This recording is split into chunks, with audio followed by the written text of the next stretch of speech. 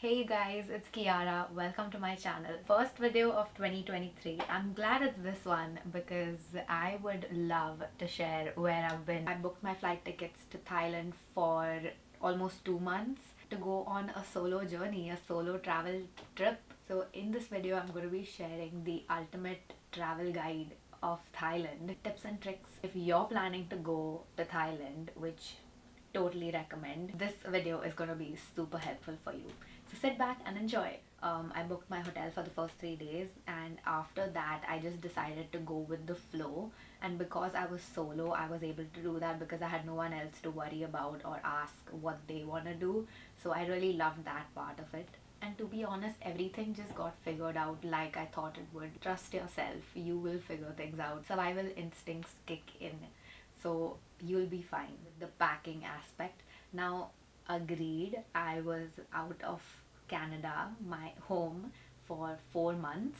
So I thought that I would need a lot of things just to be prepared. I thought I packed light, but I had packed so heavy, these huge suitcases and backpacks, and it was a pain to travel with so much luggage, especially alone, to lag all of these things along. Learned from my Goa experience before going to Thailand that this luggage is really gonna be tough.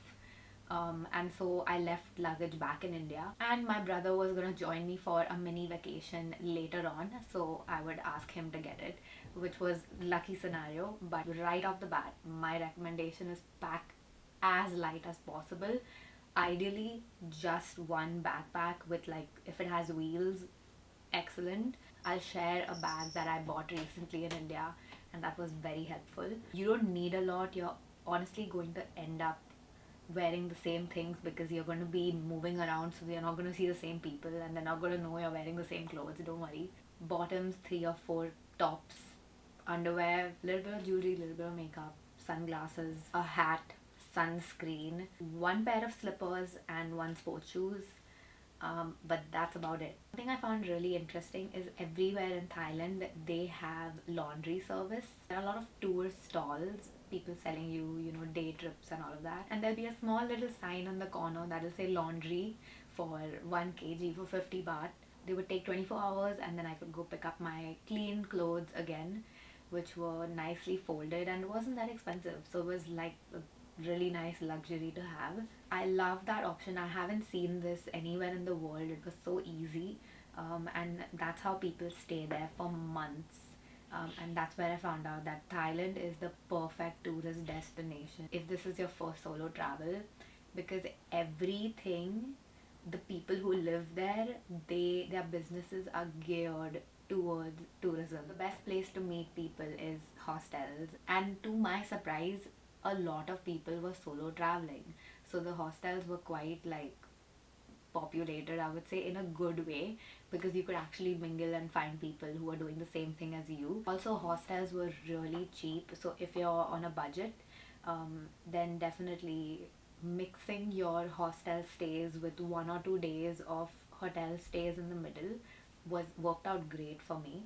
During the hot hours of the day, I would just chill on my bed and do some research for the next 1 or 2 days, because if the next day I wanted to have some time to myself, some alone time, then I would book a hotel room, or I would just extend my stay at the same hostel. Even the hotel stays were not that expensive, to my surprise.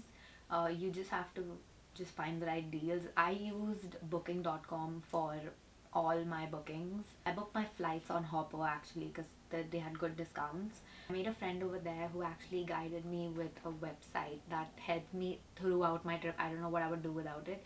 I'll put the website over here and in the description. You can use this website to book your transportation between islands of Thailand. The ferries, the buses, the boats, instead of booking them separately and worrying about it, you just have to put your A to B destination, and everything will be sorted for you. You just have to arrive where they tell you to arrive. They will handle everything in the middle to your destination. You can pay online, and I think that works out really well. Besides this, if you're staying at a hostel, 99% hostels have facilities to drop you to islands, so you can just ask your front desk because so many solo travelers are doing the same thing as you. They have like a bulk package and it's sometimes more affordable, so you can also check with them, and they usually pick you up from your hostel, so you don't have to like spend money to travel. Towards the end I found that that's easier than the website even. But the website is a great handy tool to have if you're staying at a hotel and they don't have that facility. The ferry ride was so amazing from island to island. I think I enjoyed that a lot. You can actually go up to the deck, so if people are sitting down, like, don't worry, you can just go up and enjoy the view if you want. If you can ride a scooter, that is a blessing, because you could rent a scooter for like 250 to 300 baht in Phuket. It's cheaper in other islands. But make sure to have an international license from your country, because there are not a lot of cops. During my 2-month travel, one cop caught me once, and I was confidently able to whip out my international driver's license and be like, here, and then he just looked at it, he closed it, and he gave it to me. So I was really happy that it came in use. So yeah, I would definitely get that before coming to Thailand. Weed is now legal in Thailand, I think, since 2-3 months ago. So there were weed bars, there were alcohol bars, there were dancing shows, there were like people on the road. It was such a vibe. The people in Thailand are so sweet. Literally, they say Canadians are sweet. No, go to Thailand. And help is always available. People are ready to help. They're actually really nice people in the world. So it'll all surprise you. The food was amazing. Just the regular stuff was just amazing. One of the best things that I've tried in Thailand is surprisingly a papaya salad with peanuts, and I think 2 chilies was the perfect spice. It was so good. It was so refreshing, and it's not what you would think a papaya salad is. Try it. You will most likely love it. The more you go into the tiny islands away from the touristy areas, the better and cleaner the beaches get. The more beautiful it gets and the cheaper it gets somehow. So that's something to keep in mind. Koh Tao, I heard, was really inexpensive for diving. So that's something that I had on my bucket list, and I wanted to do. It was really good because we got a nice discount, and our stay was free because we were doing the course. One thing to remember is don't step on any coral, especially the spiky ones. Just do not. You get these slippers that are really helpful. You can walk on the ocean floor with that, and it kind of helps. I wish I found that earlier, honestly. But yeah, just don't step on coral because you can hurt yourself. In Krabi itself, there is the Emerald Lake and the hot water springs that are really famous tours. We actually wanted to budget ourselves and not take the tour because the tours were expensive. Ask them what they have in store, and if we could kind of do it ourselves, then we just take our bike and go there ourselves.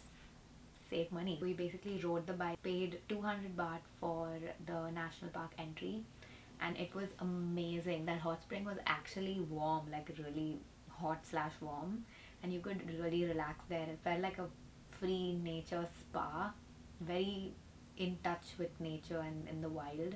We saved around 1,500 baht or something, so per person, so that was a great saving. Unlike other islands that you can take your bike and just go yourself, Koh Phi Phi really has more to do with mini islands around it, mini beaches. So the best way to experience Koh Phi Phi is to take a tour. This is one time I would say take a tour. I would take the full day tour. We paid around 1,200 baht per person. I'm so sorry to be doing this like this. My battery died, but luckily in time, because that was the end. If there's one thing I would do differently is that I would start my trip from Bangkok and then travel downwards. If islands is what you want to do, you can even do the north and then come downwards, and then finally take your flight out of Phuket to end it with like a bang. I hope you guys have enjoyed this video. Let me know if you have any questions below.